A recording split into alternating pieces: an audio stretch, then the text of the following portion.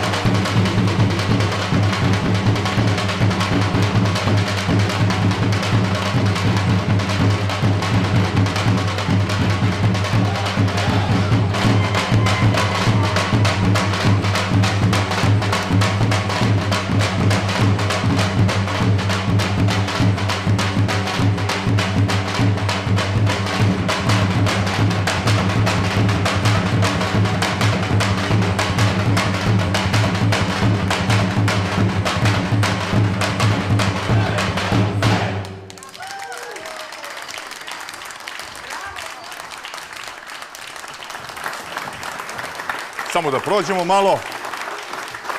I da kažemo... Da kažem, ubavo. Ubavo, mnogo ubavo. Izvinite.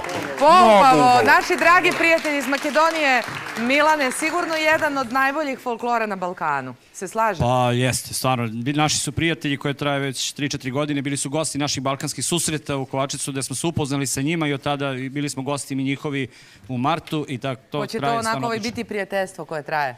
Pa nadamo se, pa ti balkanski susreti zato i služe. Što političari malo onako nas malo, mi se pomerimo uz žrtu kod njih i uz šljivovicu kod nas. Mogu ja kažem nešto? Može, slobodno. Mnogo ubavo. Mnogo ubavo, najubavije. Nikola, dobrodošli ovako zvanično u Šarenicu. Jel vam lepo ovde kod nas u studiju? Vidite šta ste napravili, kakvu atmosferu? Pa jeste. Svi su ustali. Iskreno želim da se zahvalim u ime Telo ansamblu na vaš poziv da budemo gosti ovde. Znači, ovo je mega popularna emisija koja se dosta gleda i u Makedoniji. Hvala vama i uvek ste dobrodošli.